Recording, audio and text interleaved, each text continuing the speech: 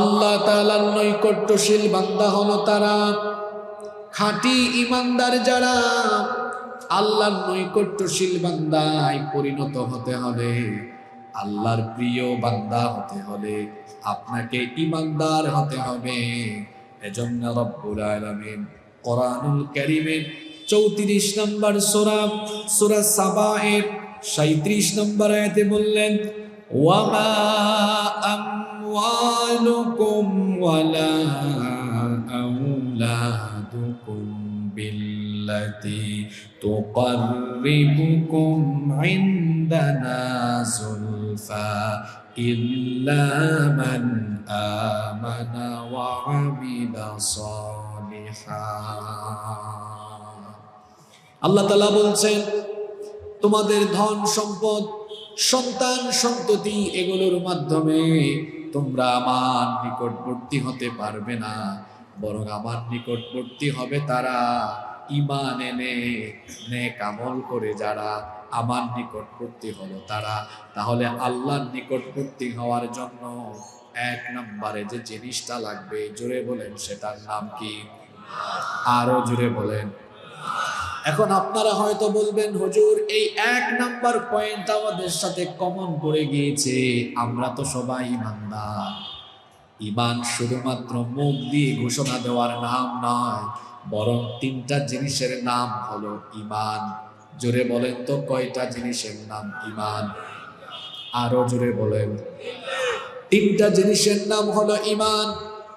1 number মুখ দিয়ে ঈমানের ঘোষণা দেওয়া, 2 নাম্বার যেটা ঘোষণা দিলেন অন্তর দিয়ে দৃঢ়ভাবে সেটা বিশ্বাস করা, 3 নাম্বার হলো মুখ দিয়ে ঘোষণা দিয়ে অন্তর দিয়ে যেটা দৃঢ়ভাবে বিশ্বাস করলেন সেটা আপনার বাস্তব জীবনে, প্রাত্যহিক জীবনে আমলের মাধ্যমে বাস্তবায়ন করা। এই 3টি কাজ করে যারা খাঁটি ইমানদার হলো তারা। এখন আপনি ঈমানের কোন লেভেলে আছেন আপনি নিজেই বুঝতে পারবেন। মুখ দিয়ে বললেন আল্লাহর উপরে ঈমান এনেছি, রাসূলের উপর ঈমান এনেছি, অন্তর দিয়ে হালকা পাতলা বিশ্বাস করলেন, কিন্তু বাস্তব জীবনে তার ব্যতিক্রম ঘটালেন। আপনি বললেন আপনি আল্লাহর উপর ঈমান এনেছেন, কিন্তু আযান হলে আপনাকে নামাজের ধারে কাছেও দেখা যায় না। আপনি বললেন আপনি ঈমান এনেছেন, কিন্তু সুদ খাওয়ার বেলায় আপনাকে সুদ থেকে দূরে সরানো যায় না, ঘুষ থেকে দূরে সরানো যায় না, মাদক থেকে দূরে সরানো যায় না, জিনা থেকে আপনাকে দূরে সরানো যায় না, অন্যায় অনাচার পাপাচার কোনো কিছু থেকে আপনি বিরত থাকতে পারেন না।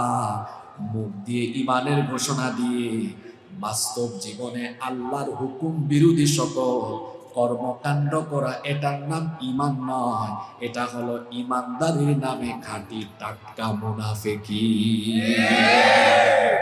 ঠিক ঠিক বলে চলে গেলে চলবে না, আজকে নিজের সাথে ওয়াজ মিলাইতে হবে। আল্লাহর প্রিয় হওয়ার জন্য 1 নম্বরে কি লাগবে? জোরে বলতে হবে। ঈমান কথাটা ভুল, বলবেন খাঁটি ঈমান। কি লাগবে? কারণ সুদখোর সেও নিজেকে ঈমানদার বলে, ঘুষখোর সেও নিজেকে ঈমানদার বলে। সুদখোর, ঘুষখোর, পাপী তাপী যারা নিজেকে পাপ করার পরেও ঈমানদার বলে ঘোষণা দেয়, ওইটা আসল না, ওটা নকল, ওটা খাঁটি না, ওইটা ভেজাল। ঈমান আনার পরে আল্লাহ এবং রাসূলের তরিকার উপর চলছে যারা, খাঁটি ঈমানদার হলো তারা। সুবহানাল্লাহ। আল্লাহর নিকটবর্তী হওয়ার জন্য 1 নম্বরে কি লাগবে? ঈমান। 2 নম্বর, আল্লাহ তাআলার নিকটবর্তী হতে হলে আল্লাহকে সাজদা দেওয়া লাগবে। জোরে বলেন তো, কি দেওয়া লাগবে? সাজদা। সূরাতু আল আলাকের শেষ আয়াতে আল্লাহ বলছেন, ওয়াসজুদ ওয়াকতারিব, সাজদা দাও, আর সাজদা দেওয়ার মাধ্যমে তোমরা আমার নিকটবর্তী হয়ে যাও। বান্দা যখন সাজদা দেয় তখন সে আল্লাহর একেবারে নিকটবর্তী হয়ে যায়। মুসলিম শরীফের হাদিসে নবীজি বললেন, আকরাবু মা ইয়াকুনুল আবদু মির রাব্বিহি ওয়া হুয়া সাজিদ।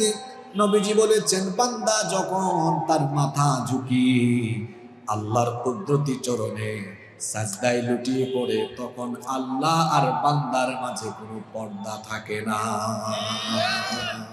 সুবহানাল্লাহ পড়ে। বান্দা যখন সাজদা দেয় আল্লাহর তখন একেবারে কাছাকাছি চলে যায়। আপনি যেন আল্লাহকে সাজদা দিয়ে আল্লাহর নিকটবর্তী হতে পারেন, এজন্য প্রত্যেক দিন 5 ওয়াক্ত নামাজ আমাদের জন্য দিয়েছেন কে? নামাজে জানতো এখন তো প্যান্ডেলের ভিতরে জায়গা নাই, কিছুক্ষণ পরে আসরের নামাজে অনেক মানুষকে পাওয়া যাবে না। আপনি 2 ঘন্টা 3 ঘন্টা ওয়াজ শুনলেন, এরপরে আপনি নামাজে আসলেন না, এই ওয়াজ কোনো কাজে লাগলো না। আল্লাহর নিকটবর্তী হতে হলে আল্লাহকে সাজদা দেওয়া লাগবে। কিন্তু আপনি এমন মানুষ, প্রতিদিন 5 বার আল্লাহ নামাজ দিলেন আল্লাহকে সাজদা দেওয়ার জন্য, আপনি আল্লাহকে সাজদা দিলেন না। আল্লাহকে সাজদা না দেওয়ার পরিণতি ভালো না খারাপ? আরো জুড়ে বলেন, ভালো না খারাপ? ইবলিসের নাম তো আমরা সবাই জানি। এই ইবলিস আল্লাহকে সাজদা দেয় নাই কয়টা? আপনারা আছেন না ঘুমাই গেছেন? ইবলিস আল্লাহকে সাজদা দেয় নাই কয়টা? মাত্র মাত্র মাত্র মাত্র এই যুবকরা, তোমাদের কি হয়েছে? কথা বলো। মাত্র একটা না দিয়ে কি হয়েছে? সে কি হয়েছে চলুন তো কোরআন থেকে জেনে নেই। কোরআনুল কারীমের 2 নম্বর সূরা সূরাতুল বাকারা এর 34 নম্বর আয়াতে আল্লাহ তাআলা বলছেন, ওয়া ইয কুলনা লিল মালাইকাতি ইসজুদু লি আদামা ফাসাজাদু ইল্লা ইবলিস। আর যখন ফেরেশতাদেরকে বলা হলো তোমরা আদমকে সাজদা দাও, ফাসাজাদু ইল্লা ইবলিস, ইবলিস ছাড়া বাকি সবাই আদমকে সাজদা দিল, ইবলিস সাজদা দিল না। ইবলিস সাজদা না দেওয়ার কারণে তার পরিণতি কি হলো? আল্লাহ তাআলা বললেন, আবা ওয়াস্তাকবারা ওয়া কানা মিনাল কাফিরিন।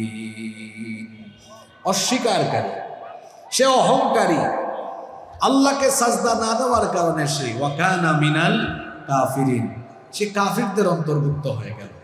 ইবলিস সাজদা দেয় নাই একটা না দেওয়ার কারণে হয়েছে মালউন, মানে অভিশপ্ত, হয়েছে মারদুদ, মানে বিতাড়িত, হয়েছে সে কাফির। একটা সাজদা না দি, কয়টা? একটা দেয় নাই। আল্লাহ বলেছেন জান্নাত থেকে আউট, বের হয়ে যাবে। কয়টা? 5 ওয়াক্ত নামাজে আপনি একটা সাজদাও দেন নাই, জান্নাতের আশা করে বসে আছেন। একটা সাজদা দেয় নাই, আল্লাহ বলেছেন আউট, বের হয়ে জান্নাত থেকে। কয়টা? আপনি দেন না কয়টা? আপনি দেন না কয়টা বলেন?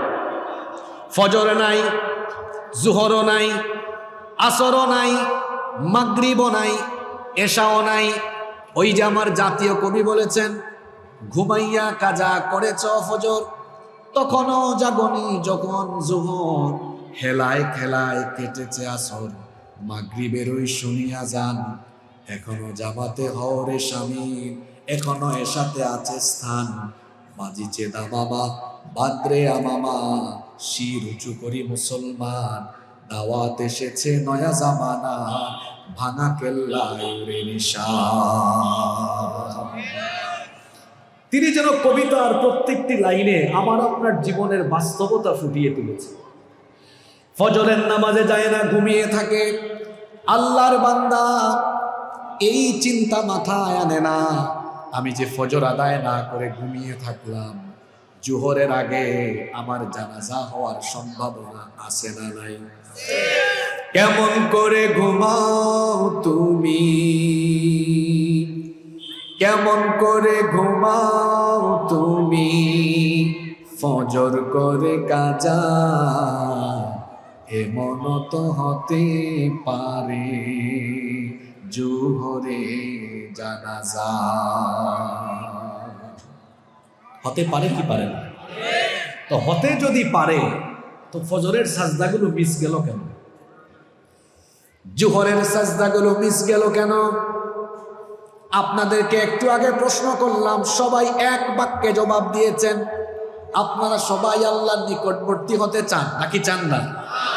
সবাই চায়, সবাই জান্নাত চায়, জান্নাতে যাওয়ার জন্য মসজিদে যেতে চায় না। আপনারা সবাই আল্লাহর নিকটবর্তী হতে চান, ভালো কথা। তাহলে আল্লাহকে সাজদা দেন না কেন? আল্লাহকে সাজদা দেওয়ার জন্য প্রত্যেক দিন তো আল্লাহ 5 ওয়াক্ত নামাজ দিলেন। এই 5 ওয়াক্ত নামাজে গিয়ে আল্লাহকে যখন সাজদা দিবেন, অহংকার তখন মাটির সাথে মিশে যাবে। যারা প্রত্যেক দিন 5 ওয়াক্ত আল্লাহকে সাজদা দেয় না, এরা হলো আসমানের নিচে জমিনের উপরে সবচেয়ে বড় অহংকারী। এরা অহংকার করে কার সাথে? আস্তে বলবেন না, জোরে বলেন, কার সাথে? মুয়াজ্জিন সাহেব নামাজের সময় ডাক দেন, হাইয়া আলাস সালাহ, নামাজের জন্য আসো, হাইয়া আলাল ফালাহ, কল্যাণের জন্য আসো। কিন্তু সে তখন ব্যবসা করে, সে তখন চাকরি করে, ডিউটি করে, দুনিয়াবি কাজ করে। অথচ আল্লাহ কোরআনে কারিমে বলেছেন, ইমানদার হলো তারা ব্যবসা বাণিজ্য বেচা কেনা সকল কাজকর্ম থেকে নামাজের সময় বিরত থেকে নামাজে হাজির হয়ে যায় যারা।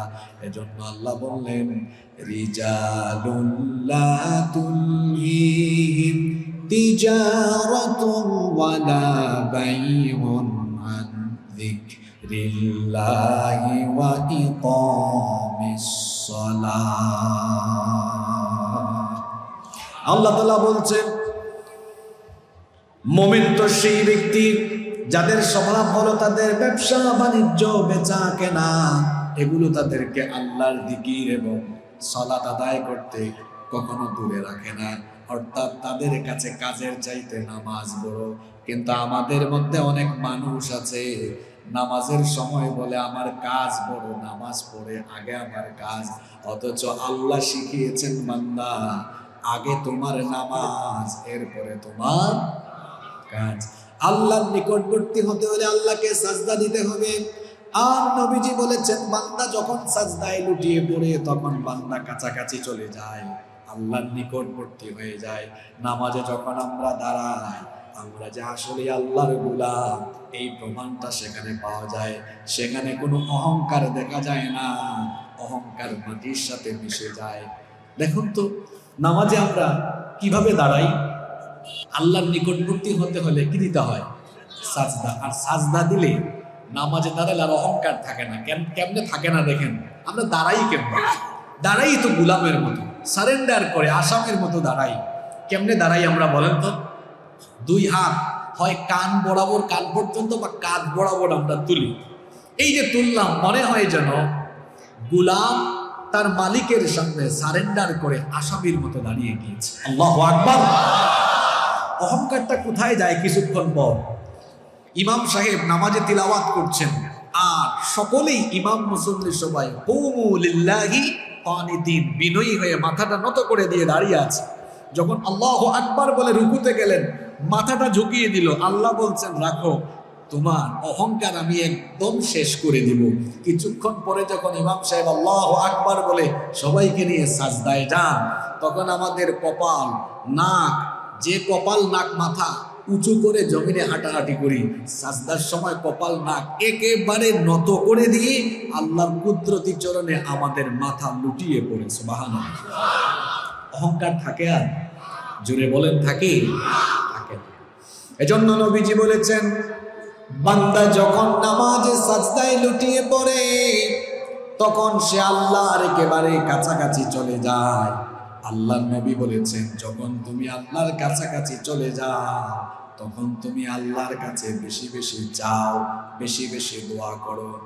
এটা বুঝাবার জন্য আপনাকে একটা এক্সাম্পল দেই, উদাহরণ দেই। প্রধানমন্ত্রী অথবা রাষ্ট্রপতির সাথে আমার আপনার মতো মানুষ কি চাইলেই দেখা করতে পারবে? মনে করেন স্বরাষ্ট্রমন্ত্রী, তিনি এই বেনাপুলের এই শাদিপুরে হঠাৎ করে আসলেন, তো আপনারা যদি ওনার কাছাকাছি যাওয়ার সুযোগ পান, তখন কি আপনাদের দাবি দাওয়াগুলো সাথে সাথে তুলে ধরবেন না? ধরবেন। যখন মানুষ কোনো বিশিষ্ট জনের কাছে যায়, তার দাবি দাওয়া তখন তুলে ধরবে। এখন আল্লাহর চাইতে তো বড় কেউ নাই। আমি যখন সাজদায় আল্লাহর কাছাকাছি চলে যাচ্ছি, এই সময়টাই তো আমার চাওয়ার সময়, ঠিক কি না? এজন্য নবীজি বলেছেন ফাকফিরু ফীহি দুআ, সাজদার সময় যেহেতু তুমি আল্লাহর কাছাকাছি চলে যাও, তখন তুমি আল্লাহর কাছে বেশি বেশি দোয়া করো, কারণ সাজদার সময় বান্দার দোয়া যিনি কবুল করেন, জোরে বলেন তিনি কে?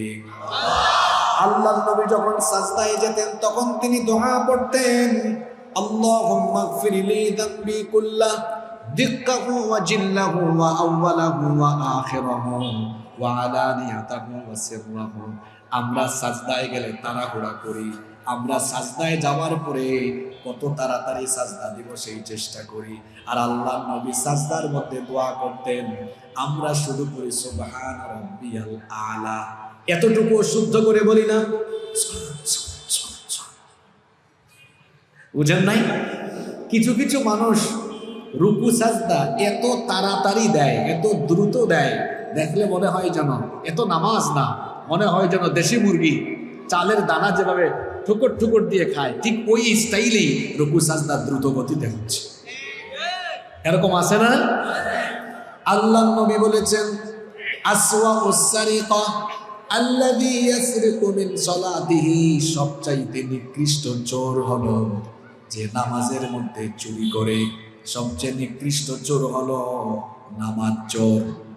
সাহাবীরা তখন বললেন, ওয়া কাইফা ইয়াসরিক সালাতাহু ইয়া রাসূলুল্লাহ, সবাই পড়েন সাল্লাল্লাহু আলাইহি ওয়াসাল্লাম, নামাজ আবার চুরি করে কেমনে? নামাজ চোর কারা? আল্লাহর নবী বললেন, নামাজ চোর হলো তারা নামাজে রুকু এবং সাজদার মধ্যে তাড়াহুড়া করে যারা। রুকু সাজদায় তাড়াহুড়া করে যারা, কি চোর তারা? জোরে বলেন। আমরা কি তাড়াহুড়া করব? তাড়াহুড়া করবেন না, ধীরে স্থির ভাবে সাজদা দেন। এটা তো আনন্দের ব্যাপার, মজা লাগার ব্যাপার। আমি সাজদায় গেলাম, আমার আল্লাহর কাছে চলে গেলাম, এটা তো বান্দা হিসেবে আমার কাছে বড় ভালো লাগার ব্যাপার, কারণ আমি আমার আল্লাহর কাছাকাছি চলে গেলাম। সুবহানাল্লাহ। আপনি যেন আল্লাহর কাছাকাছি যেতে পারেন, আল্লাহর প্রিয় বান্দা হতে পারেন, সেজন্য 5 ওয়াক্ত নামাজে সাজদার ব্যবস্থা যিনি করেছেন তিনি কে? আল্লাহর নিকটবর্তী হতে হলে 2 নম্বরে কি বলেছি? আল্লাহকে কি দেওয়া লাগবে? সাজদা দেওয়ার জায়গা কোথায়? জোরে বলেন। নামাজ। সাজদার জায়গা কোথায়? নামাজ। এই নামাজের খবর নাই। ইবলিস একটা সাজদা দেয় না, কাফির হয়েছে। একটা না দিয়ে আপনি কয়টা দেন না? আল্লাহর নবী বলেছেন, মান তারাকাস সালাতা মুতাআম্মিদান ফাকাদ কাফারা জিহারান, যে ব্যক্তি ইচ্ছে করে নামাজ ছেড়ে দিল, সে সরাসরি আল্লাহর সাথে কুফরি করলো। নামাজ ছেড়ে দেওয়া মানে হলো আল্লাহর সাথে কুফরি করা। পায়ে ধরে বলে যাচ্ছি, আজান হলে নামাজ আদায় না করে অন্য কোনো কাজে লিপ্ত থাকবেন না, কারণ ইসলামের সবচাইতে বড় ইবাদতের নাম হলো নামাজ। সবচেয়ে বড় ইবাদত কি? জোরে বলেন, আরো জোরে বলেন। ইসলামের সবচেয়ে বড় ইবাদত হলো, আল্লাহর নবী বলেছেন, যার মধ্যে নামাজ নাই তার মধ্যে ঈমানই। আমাদের দেশে অনেক মানুষ আছে বলে, হুজুর নামাজটা ঠিক মতো পড়তে পারি না, কিন্তু আমার ঈমান ঠিক আছে। আপনার ঈমান থাকলেই তো ঈমান ঠিক থাকবে, ঈমানই তো নাই, তো ঠিক আর কেমনে থাকবে? এটা আমার কথায় কি আপনারা বেজার হয়ে গেলেন? কি লাগবে 2 নম্বরে? নামাজ। কি লাগবে? খুব সুন্দর একটা টপিকে আমরা কথা বলা শুরু করেছি, আপনাদের মনোযোগ আছে তো? 3 নম্বর, আল্লাহর নিকটবর্তী হতে চান, ফরজ ইবাদতের পাশাপাশি নফলের প্রতিও আপনি যত্নবান হবেন, তখন আল্লাহর একেবারে প্রিয় বান্দা হয়ে যাবেন আপনি। সুবহানাল্লাহ বলেন। এটার একটা উদাহরণ দেই আপনাদেরকে। মনে করেন বেনাপুলে আপনি কোনো কোম্পানিতে জব করেন, চাকরি করেন। এখন আপনি চাকরির যে ডিউটি আছে সেটা ঠিক মতো পালন করেন, ডিউটি করার পাশাপাশি মাঝে মাঝে আপনি কোম্পানির জন্য আলাদা চিন্তা ভাবনা করেন, একটু আলাদা শ্রম দেন। কোম্পানির চেয়ারম্যান বা এমডি যিনি, তিনি কি আপনার মধ্যে তখন বিশেষ একটা নজর দিবেন না? আপনার মধ্যে তার মহব্বত বাড়বে যে আমার এই স্টাফের এই লোকটা তো দেখি তার ডিউটির পাশাপাশি আমার কোম্পানির ব্যাপারে আন্তরিক, আমার প্রতিষ্ঠানের ব্যাপারে সে আন্তরিক। তখন আপনার প্রতি তার আন্তরিকতা বাড়বে, মায়া মোহব্বত বাড়বে। আপনি যখন 5 ওয়াক্ত নামাজের পাশাপাশি নফল কাজও বৃদ্ধি করে দিবেন, তখন আপনি অন্যান্য সাধারণ মুসলমানদের মতো আল্লাহর কাছে ওই মর্যাদায় থাকবেন না। তখন আপনাকে আল্লাহ দয়া করে, মহব্বত করে, আল্লাহ আপনাকে ভালোবেসে তার রহমতের কুলে তুলে নেবেন। সুবহানাল্লাহ।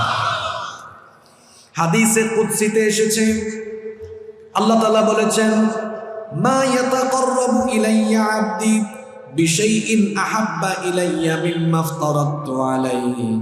আল্লাহ তাআলা বলেছেন, বান্দা যে সকল ইবাদতের মাধ্যমে আমার নিকটবর্তী হয়, তার মধ্যে সবচাইতে উত্তম ইবাদত হলো ফরজ ইবাদত। আর ওয়া মা ইয়াজালু আবদি ইয়াতাকাররাবু ইলাইয়া বিন নওয়াফিল হাত্তা আহিব্বাহু।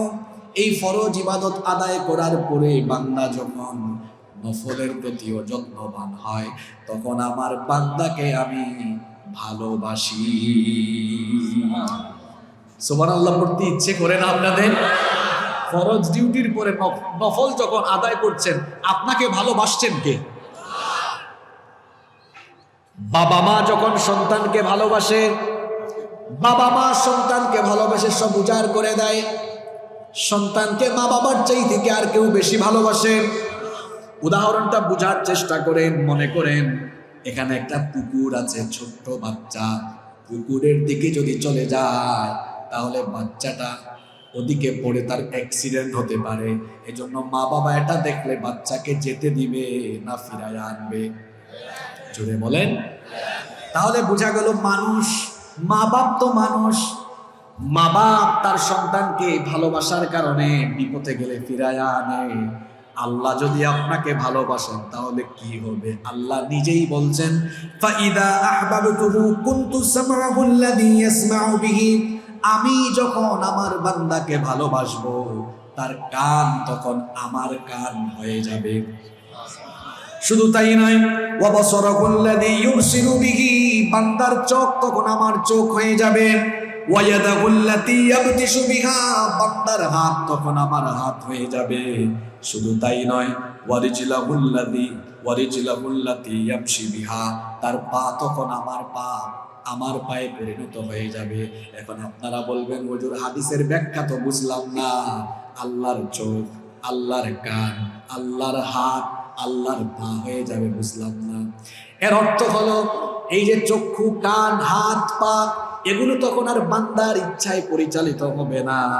যেভাবে সন্তান পুকুরের দিকে চলে গেলে মা বাপ ফিরায়া আনে, আল্লাহ যখন আপনাকে ভালোবাসবেন, চক্ষু দিয়ে বাজে জিনিস দেখার আগে, কান দিয়ে বাজে জিনিস শুনবার আগে, হাত দিয়ে বাজে জিনিস ধরবার আগে, পা দিয়ে বাজে জিনিসের দিকে যাওয়ার আগে আল্লাহ ভালোবেসে আপনাকে ফিরায় আনবে।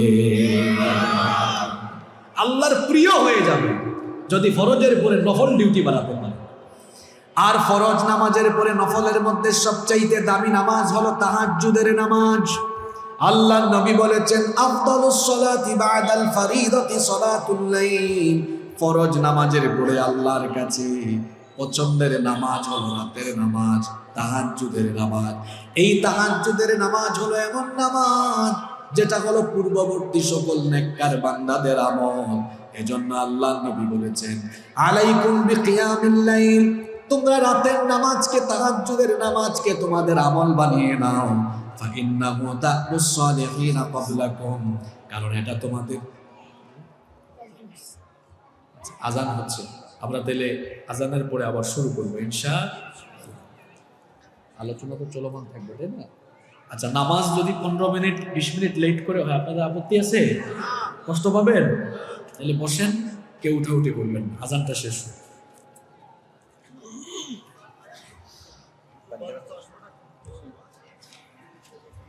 আমার চোখে সমস্যা আছে ভাই, এখানে।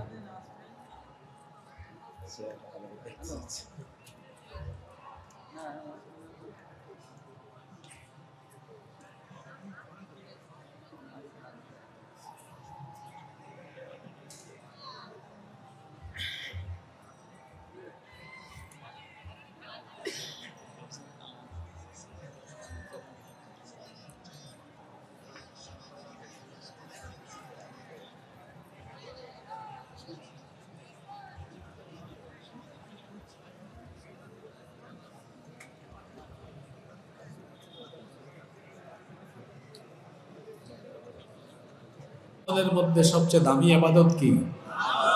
জোরে বলেন। আল্লাহর নবী বলেছেন, আলাইকুম বিকিয়ামিল লাইল, রাতের নামাজ, তাহাজ্জুদের নামাজকে তোমরা তোমাদের আমল বানিয়ে নাও। ফাইন্নাহু দা'বুস সালিহিনা ক্বাবলাকুম, কারণ এটা তোমাদের পূর্ববর্তী সকল নেককার ব্যক্তিদের আমল ছিল। ওয়া হিয়া কুরবাতুন ইলা রাব্বিকুম, যদি এই নামাজকে তোমাদের আমলে পরিণত করতে পারো, তোমাদের রবের তোমরা নিকটবর্তী হয়ে যেতে পারবে।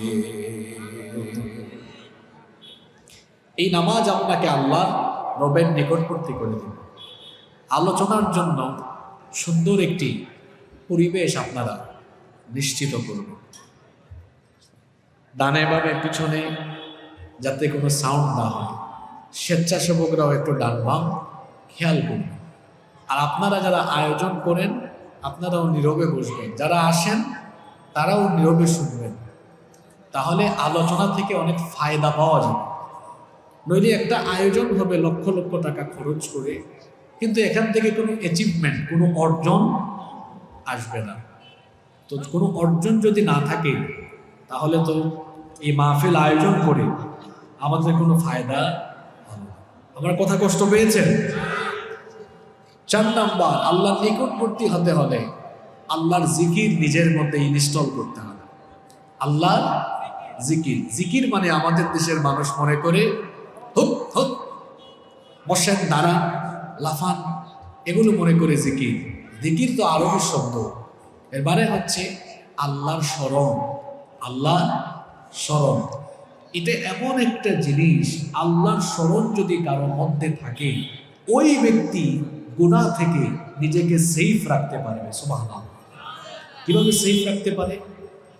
হাতের মধ্যে মোবাইল আছে, গভীর রাতে একা রুমে, এখন সে চাইলে আজে বাজে জিনিস দেখতে পারে, পর্নোগ্রাফি দেখতে পারে, নাটক বা সিনেমা দেখতে পারে। কিন্তু কারোর মধ্যে যদি আল্লাহর জিকির থাকে, আল্লাহর স্মরণ থাকে, তখন সে ভাববে আমার একাকী রুমে আমি মোবাইলে আজে বাজে যে কাজ করছি সেটা আমার মা বাবা ভাই বোন কেউ হয়তো দেখছে না, কিন্তু সবকিছু যিনি দেখছেন তিনি কে? আল্লাহর জিকির নিজের মধ্যে থাকলে বান্দা কখনো বিপথে যাবে। নাম্বার 5, আল্লাহর নিকটবর্তী হওয়ার 5 নাম্বার আমল হলো দোয়া। দোয়ার মাধ্যমে অসাধ্য সাধ্যের ভেতরে চলে আসে। আল্লাহ তাআলা কোরআনে কারিমে বলছেন, ওয়া ইযা সাআলাকা ইবাদি আন্নী ফাইন্নী করিব উজিবু দাওয়াতাদ দাঈ ইযা দাআন ফালইস্তাজিবু লি ওয়ালইউমিনু বি লাআল্লাহুম ইয়ারশুদুন। আল্লাহ তাআলা বলছেন, ও নবী, আমার বান্দারা যখন আমার সম্পর্কে আপনাকে জিজ্ঞেস করে আপনি জবাব দেন, ফাইন্নী করিব, আমি তাদের নিকটে আছি। উজিবু দাওয়াতাদ দাঈ ইযা দাআন, আহ্বানকারী যখন আহ্বান করে, কোনো ব্যক্তি যখন দোয়া করে আমাকে ডাকে, সে যেন জেনে রাখে সে আমাকে তার নিকটে পেয়ে যাবে। সুবহানাল্লাহ। সারাদিন যায়, কয়বার আল্লাহকে ডাকেন আপনি? কতবার চান? নবীজি বলেছেন, সালুল্লাহ মিন ফাদলি ফাইন্নাল্লাহা ইউহিব্বু আন ইউসআল। আল্লাহর অনুগ্রহ তালাশ করো, আল্লাহর কাছে চাও, কারণ আল্লাহর কাছে চাইলে যে ব্যক্তি চায় আল্লাহ তার উপরে খুশি হয়ে যান। সুবহানাল্লাহ। যে ব্যক্তি চায় না, মাল্লাম ইয়াসআলিল্লাহ ইয়াগদাব আলাইহি, যে ব্যক্তি আল্লাহর কাছে চায় না আল্লাহ তার উপর বেজার, আল্লাহ তার উপর অখুশি হন। দুনিয়ার মানুষের কাছে 1-2 বার চাওয়ার পরে পরের বার গেলে সে অখুশি হয়, কিন্তু আল্লাহর কাছে আপনি চাইলে আল্লাহ অখুশি হন না, বরং আল্লাহর কাছে বান্দা যতবার চায় ততবার আল্লাহ বান্দার উপর খুশি হয়ে যান। সুবহানাল্লাহ। পার্থক্য দেখেছেন? আপনি জানতো আপনার এলাকার আব্দুল করিম সাহেবের কাছে আজকে যান, দিবে, আগামীকাল যান, দিবে, পরের দিন বাড়ির দারোয়ানকে বলবে, এই অমুককে আমার গেটের আশপাশে দেখলে বিদায় করে দেবেন। কিন্তু আল্লাহ তাআলার কাছে আপনি চাইলে আল্লাহ আপনাকে নিয়ে ফেরেশতাদের সমাবেশে গর্ব করেন। দেখ, আরাফার দিবসের হাদিস আছে, আরাফাত দিবসে আল্লাহ দুনিয়ার আসমানের নিকটবর্তী হন, যখন ধনী ধনী লোকেরা কাপড় চোপড় খুলে সাদা 2 টুকরা কাপড় পরে যায়, আল্লাহ বলে দেখ আমার বান্দাকে দেখ, তার সকল অহংকার অহমিকা দূর করে সে 2 টুকরা কাপড় পরে ধুলো মলিন বদনে উস্কো খুস্কো চুল নিয়ে হাজির হয়েছে, আর আমার কাছে ভিক্ষুকের মতো আমার কাছে এসে দোয়া করছে, ফরিয়াদ করছে, দেখ ফেরেশতা এই মানুষ বানাতে আমাকে তোরা নিষেধ দিয়েছিলেন, তাকায়া দেখ আমার বান্দা গোলাপের মতো সাইল হয়ে আমার কাছে দোয়া করছে। সুবহানাল্লাহ, আল্লাহ খুশি হয়ে যায়। এজন্য দোয়া করবেন। দোয়া এমন এক জিনিস অসাধ্য সাধ্যের ভেতরে চলে আসে। বাচ্চা নাই, সন্তান নাই, দোয়া করেন। ইব্রাহিম আলাইহিস সালাম 86 বছরে সন্তান পেয়েছেন। জাকারিয়া আলাইহিস সালামের বন্ধা স্ত্রীর ঘরে সন্তান হয়েছে। বন্ধা নারী তো সন্তান জন্ম দিতে অক্ষম, দোয়ার মাধ্যমে সেটাও সম্ভব হয়েছে। আপনি অসুস্থ, আইয়ুব আলাইহিস সালাম 18 বছর অসুস্থ, দোয়া করেছেন, আল্লাহ সুস্থ বানিয়ে দিয়েছেন। কি বিপদে পড়েছেন বলেন আপনি? ইউনুস নবী তো মাছের পেটের ভেতরে বিপদে পড়েছিলেন, দোয়া করেছেন, আল্লাহ সেখান থেকে তাকে উদ্ধার করে দিয়েছেন। সুবহানাল্লাহ। এজন্য বেশি বেশি চাইতে হবে কার কাছে? আল্লাহর কাছে। 6 নাম্বার, আল্লাহ তাআলার নিকটবর্তী হতে চান, তাওবা ইস্তিগফার, প্রতিদিন তাওবা ইস্তিগফারের সাথে থাকবেন, ইস্তিগফার করবেন। সুযোগ পেয়েছেন আস্তাগফিরুল্লাহ, সুযোগ পেয়েছেন আস্তাগফিরুল্লাহ পড়বেন। কারণ কোরআনে কারীমে আল্লাহ বলেছেন ইস্তিগফাররত বান্দাদের উপরে আল্লাহ কখনো আযাব দেন না, গজব দেন না। সুবহানাল্লাহ। এরপরে নাম্বার 7, 7 নাম্বার, ইহসান করবেন। ইহসান মানে হলো ইবাদতগুলোকে একনিষ্ঠতার সাথে, ইখলাসের সাথে সুন্দর করে, সুচারুভাবে, গোছালোভাবে, যথাযথভাবে করা। এটার নাম হলো ইহসান। ইন্নাল্লাহা ইউহিব্বুল মুহসিনিন, আল্লাহ মুহসিনিনদেরকে ভালোবাসেন। 8 নাম্বার হলো পিতামাতার খেদমত। আল্লাহর নিকটবর্তী হতে চান, মা বাবার নিকটবর্তী হন। পৃথিবীতে মা বাবা হলেন আপনার জন্য সবচাইতে বড় নিয়ামত। মা বাপকে যারা খুশি করতে পারে নাই, আল্লাহকেও তারা খুশি করতে পারে নাই। যারা তাদের মা বাপকে আঘাত দিয়েছে, কষ্ট দিয়েছে, এদের দুনিয়াও শেষ হবে, আখিরাতও ধ্বংস হবে। মা বাবা বড় সেনসিটিভ জায়গা। মনে রাখবেন, পৃথিবীতে যারা সফল হয়েছেন প্রত্যেকেই তাদের মা বাবার খেদমত করে, মা বাবার কাছ থেকে দোয়া হাসিল করেছেন। মা বাবার দোয়া যদি পেয়ে যান, জীবন সফল হয়ে যাবে। যুবক ভাইদেরকে বলবো, খবরদার মা বাবার সাথে বেয়াদবি করবেন না, মা বাবার সাথে সুন্দর আচরণ করবেন। আল্লাহর ইবাদতের পরে মা বাবার খেদমত করতে হবে, এই হুকুমটা কার? এজন্য মা বাবার খেদমত করবেন, আল্লাহ আপনাকে ভালোবাসবেন। 9 নাম্বার হলো মা বাবার খেদমতের পরে নিজের পাড়া প্রতিবেশী, আত্মীয় স্বজন, এদের নিকটবর্তী হবে। আল্লাহ নবী বলেছেন, ওই ব্যক্তির উপরে আল্লাহ জাহান্নামের আগুন হারাম করে দিয়েছেন যে ব্যক্তি লিকুল্লি করিবিন লাইয়িনিন হাইয়িনিন সাহলিন। আল্লাহ নবী বলেছেন, নম্র ভদ্র এবং মানুষের নিকটবর্তী যে লোক, মানুষের সুখে দুঃখে, আপদে বিপদে, পাড়া প্রতিবেশী, আত্মীয় স্বজনের নিকটে থাকে, আল্লাহ ওই বান্দার নিকটে থাকে। সুবহানাল্লাহ। পাড়া প্রতিবেশীর খোঁজ খবর রাখবেন। 10 এবং সর্বশেষ হলো আল্লাহ তাআলার নিকটবর্তী যদি আপনি হতে চান, তাহলে তাকওয়া, আল্লাহকে ভয় করার নীতি আপনি অবলম্বন করবেন।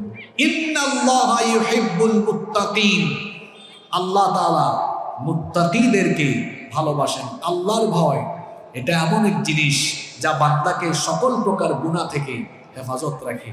আপনারা আল্লাহকে ভয় করেন তো? জবাব দেন, আপনারা আল্লাহকে ভয় করেন? তা আল্লাহকে ভয় করলে নামাজে যান না কেন? আল্লাহকে ভয় করলে সুদ খান কেন? আল্লাহকে ভয় করলে ঘুষ খান কেন? আল্লাহকে ভয় করলে যুবক ভাইয়েরা মোবাইল হাতে নিয়ে বাজে ভিডিও দেখো কেন? আল্লাহকে ভয় করলে জিনা করো কেন? আল্লাহকে ভয় করলে মানুষের হক মাইরা খান কেন? আল্লাহকে ভয় করলে আলগা পয়সা অর্থাৎ দুর্নীতি করে খান কেন? আল্লাহকে ভয় করলে বেপরদা হয়ে ঘর থেকে বের হন কেন? তার মানে মুখ দিয়ে বলেন আল্লাহকে ভয় করেন, কিন্তু বাস্তব জীবনে আল্লাহর নাফরমানি করে শয়তানের গোলামি করেন। আল্লাহকে কেন ভয় করবেন? কারণ কেউ যেটা জানে না, কেউ যেটা দেখে না, সেটা জানেন এবং দেখেন কে? আল্লাহ। আমার মনের খবর আপনি জানেন? জানেন না। আপনার মনের খবর আমি জানি। আপনার মনের খবর আমি জানি না, আমার মনের খবর আপনি জানেন না। কেউ কারো মনের খবর না জানলেও সকলের দিলের খবর যিনি জানেন তিনি কে? কেউ যেটা দেখে না আল্লাহ সেটা দেখেন, কেউ যেটা শুনে না আল্লাহ সেটা শুনেন, কেউ যেটা জানে না আল্লাহ সেটা জানেন।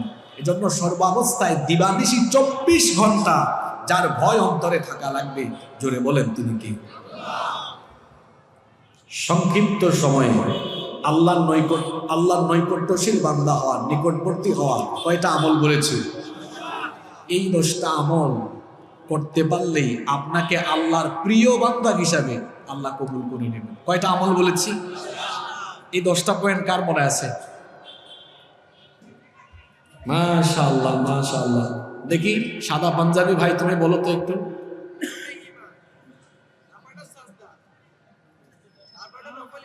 মাশাআল্লাহ,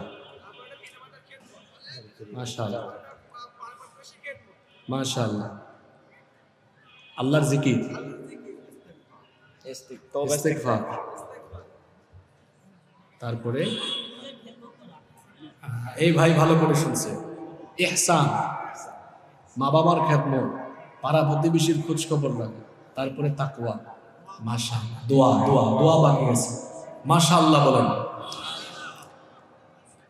এই যে কয়েকজন ভাই, এরা বেশি মনোযোগী ছিল, এটা তার প্রমাণ। এদেরকে কেন জিজ্ঞেস করেছি জানেন? সেটাও বলে দিয়ে যাই শেষ মুহূর্তে। আমরা যখন ছাত্র ছিলাম, মাদ্রাসায় পড়তাম, ইউনিভার্সিটিতে পড়তাম, কিছু কিছু স্যার ছিলেন খুব সাংঘাতিক। জিজ্ঞেস করতেন, এই তোমরা বুঝছো? জি বুঝছি। কিছু কিছু স্যার বললেন, কি বুঝছো বলো। কি বুঝছো বলো। তো ওই স্যারদেরকে সবাই ভয় পাইত, যে বুঝছি বললেই তো অসুবিধা, জিজ্ঞেস করবে স্যার বা হুজুর কি বুঝছো বলো। এজন্য কিছু কিছু ছাত্র ছিল খুব কৌশলী। ক্লাসের যে পিরিয়ড থাকে 45 মিনিট, 44 মিনিট পর্যন্ত বলে বুঝি নাই, 45 মিনিটে গিয়ে বলে বুঝছি। তো এখানে মাহফিলে কেন জিজ্ঞেস করি এটা আজকে না, আমি প্রায় জায়গায় এটা জিজ্ঞেস করি এই কারণে, এতে করে যারা মানুষ আসেন বুঝা যায় যে কারা বসে বসে বাদাম খায়, কারা ডানে বামে তাকায়, আর কারা কারা রিয়েল শ্রোতা। এই যে আমার ভাই বলতে পারলো 10টা পয়েন্ট, তার মানে সে আজকের আলোচনা এসে তার লাভ হয়েছে, লস হয় না, সে কিছু আমল শিখে গিয়েছে।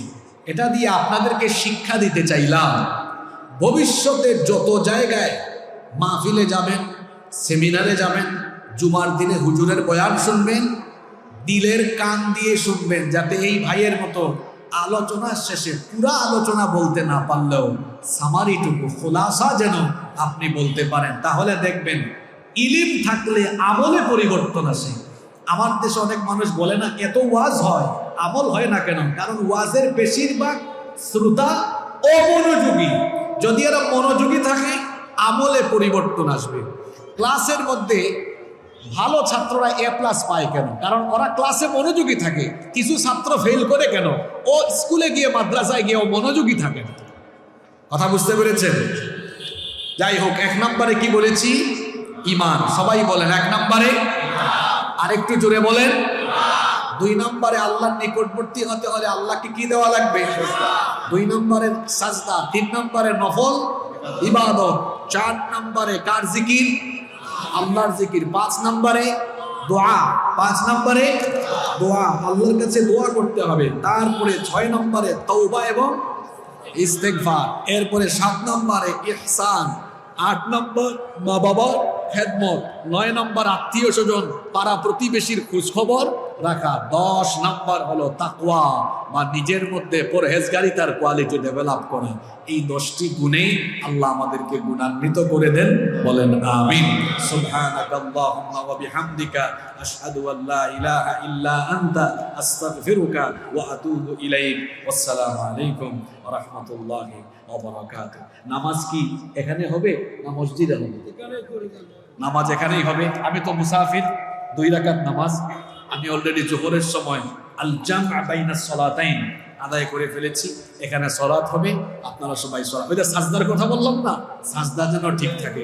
আল্লাহ আমাদেরকে আমলের তৌফিক দেন। আসসালামু আলাইকুম। মাইক করে দাও ভাই, এখানে নামাজে দাঁড়ায় যাও, বলো বলো। আলহামদুলিল্লাহ। অত্যন্ত সুন্দরভাবে আমাদের প্রধান আলোচনা করলেন। আল্লাহ পাক আমাদেরকে